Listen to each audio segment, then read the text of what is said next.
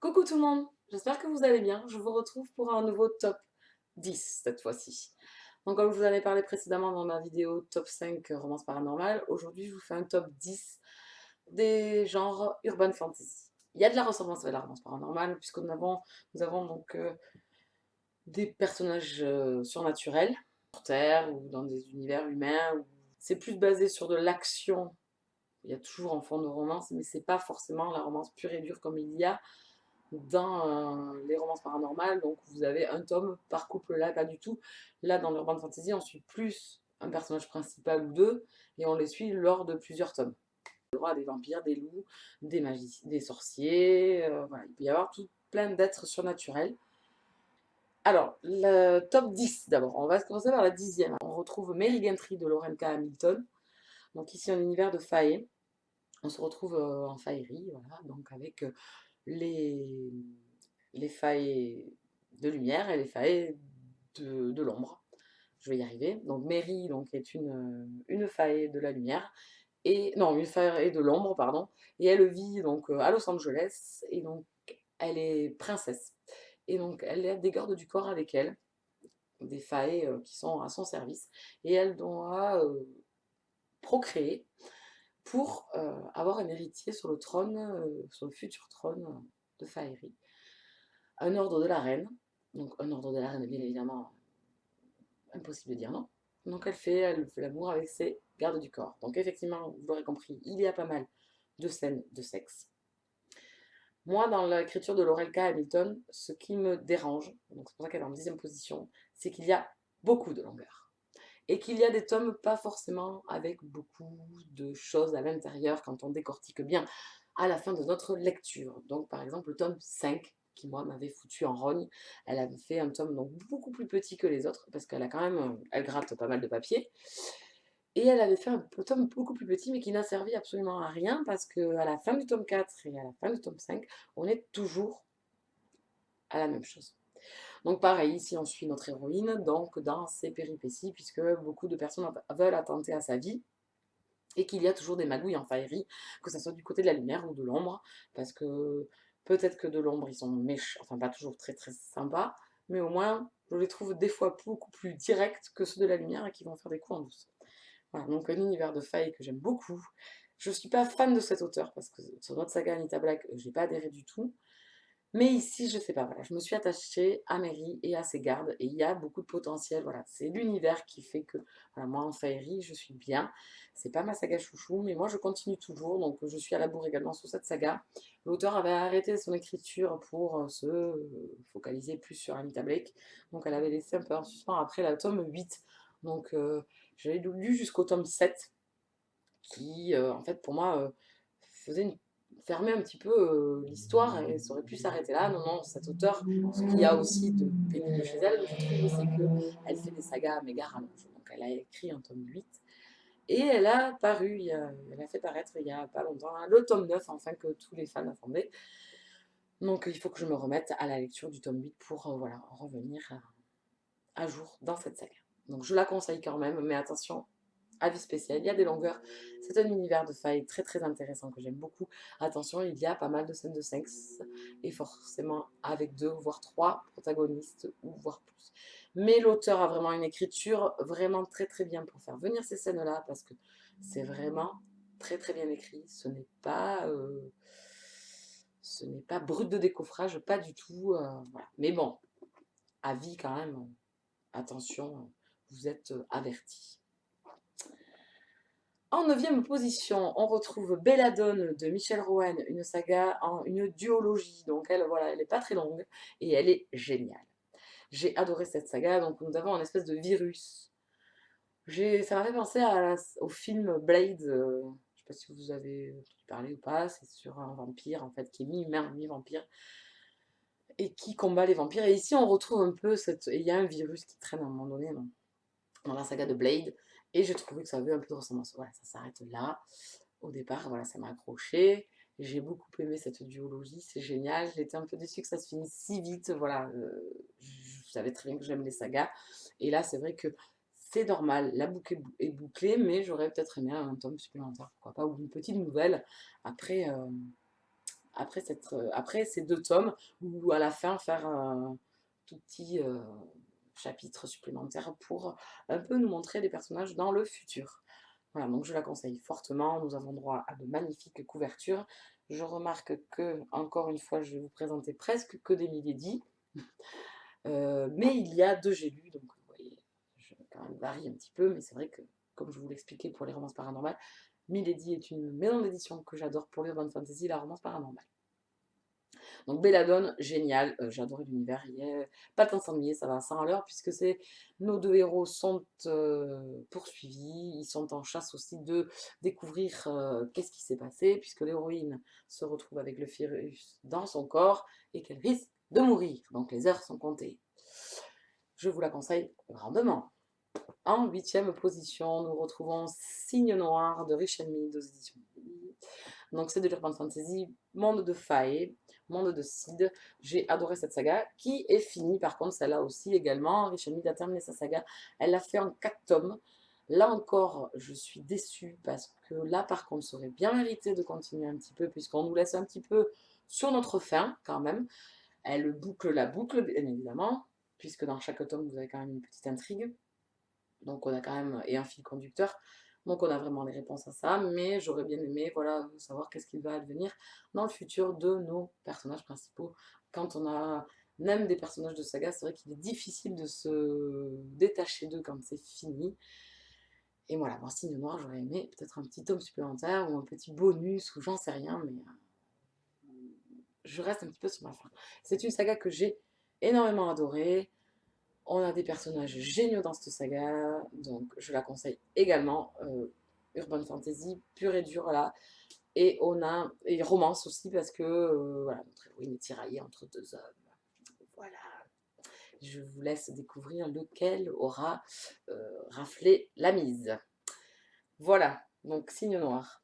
Je suis donc, en 7e position, pardon. L'exécutrice de Jennifer Estep aux éditions J'ai lu. Ah non, j'avais 3 J'ai lu. Aux éditions J'ai lu, collection Crépuscule. C'est ça, oui. Voilà. Donc une saga que j'aime beaucoup, pareil également. Plusieurs tomes sont déjà sortis aux États-Unis, donc je pense qu'on en est à 8 ou 9 aux États-Unis, je pense. Et en France, on s'est arrêté au tome 5. Donc pareil, c'est une saga où à chaque tome, vous avez une intrigue de fond, mais vous avez un fil conducteur durant toute la saga. Ici, nous formons une parenthèse, mais nous ne fermons pas complètement l'histoire.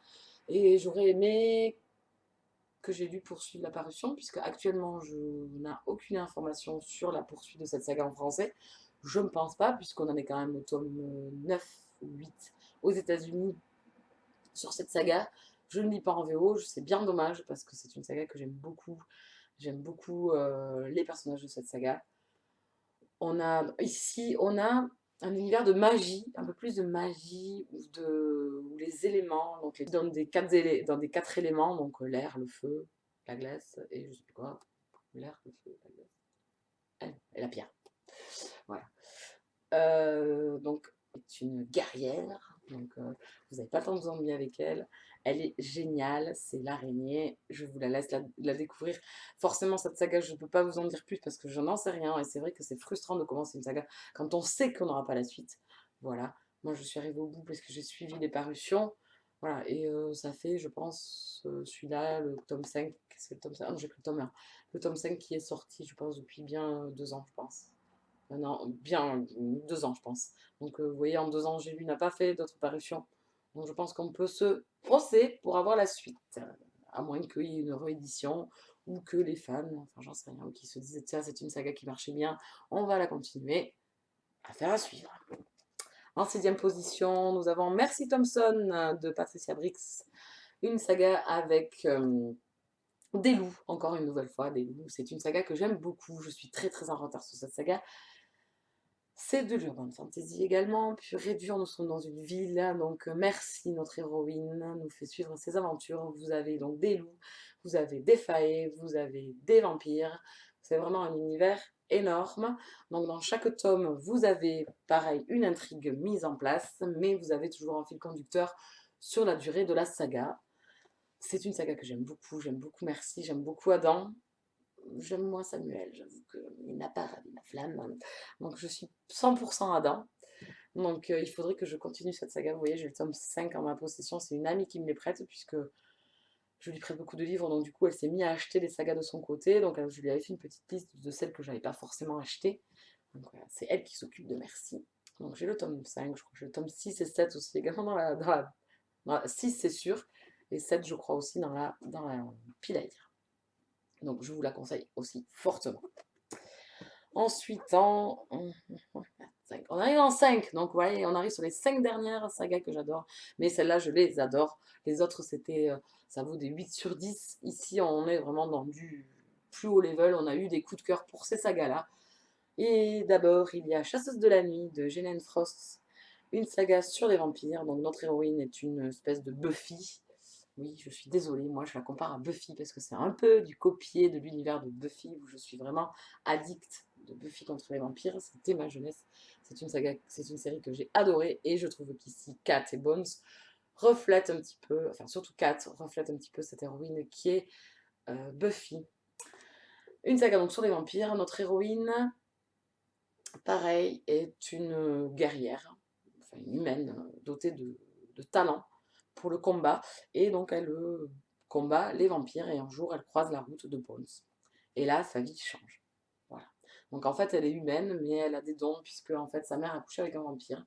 Donc son papa est un vampire. Voilà, on ne s'en pas trop énormément dessus. Donc pareil, on a un panel énorme de personnages. Donc nous avons des morts-vivants, nous avons donc des vampires, il y a vraiment plein de personnages dans cette saga qui sont vraiment très très attachants. C'est une saga que j'aime beaucoup. Je suis très très à la bourre dessus. C'est une saga qui est finie, ça y est, donc celle-là est terminée. Le tome 7 est paru en fin d'année dernière, je crois. Donc ça y est, c'est une saga qui est terminée. Je suis à la bourre, j'ai le tome 6 et donc le dernier à lire aussi, le tome 7. C'est une saga que je conseille fortement aussi. J'aime beaucoup. Le tome 5 m'a énormément déçu. Donc c'est celui-là que j'ai pris parce que c'est le dernier dans la bibliothèque. M'a déçu. Donc c'est vrai que quand moi on me déçoit un petit peu sur mes sagas que j'aimais beaucoup, ça me coupe un peu le sifflet pour continuer. Voilà. Celle-là, elle est dans la même veine que Les Vampires de Chicago, que j'aimais beaucoup. Et à la fin du tome 4, l'auteur m'a procès un petit peu, et donc ça fait que le tome 5 traîne dans ma poche depuis 2 ans, je pense. Donc je suis pas prête à la reprendre tout de suite, malheureusement. Donc celle-là, je vous la conseille. Donc Chasseuse de la nuit, j'adore. Donc il paraît que la femme boucle bien les choses, donc il me tarde de finir. Voilà. En quatrième position, Sid, donc de Sandy Williams. Donc ici un univers de failles, vous l'aurez compris, vu le titre. C'est une saga en 3 tomes qui est terminée, que j'adore. Vous avez Mackenzie, notre héroïne, qui est en fait diseuse d'ombre. Donc en fait, quand Faye se projette de la Terre vers l'outre-monde, il ouvre une faille et elle arrive à lire dans la faille le paysage qui se dessine derrière. Et donc elle est très prisée des failles.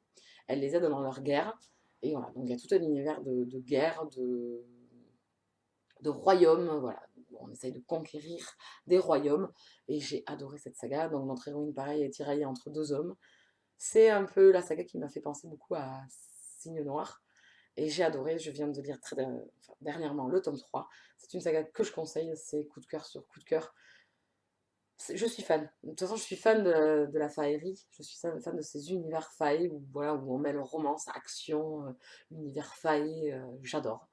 Donc, je peux que vous la conseiller. Les couvertures sont également magnifiques. Donc là, ils nous servent de magnifiques couvertures chez Milady. Voilà pour la quatrième position. La troisième, les 3 derniers. Donc les 3 derniers, c'est le haut du panier, c'est les méga coups de cœur, c'est les sagas que j'adore, que je ne peux que vous conseiller, puissance 10 000. On va commencer tout d'abord en troisième position par Rebecca Keane de Cassandra O'Donnell, donc un auteur français en plus. Saga que j'adore, j'adore Rebecca, j'adore l'univers. Donc là pareil, on a droit à des sorcières, des nécromants, des démons, des loups, des métamorphes, enfin, voilà.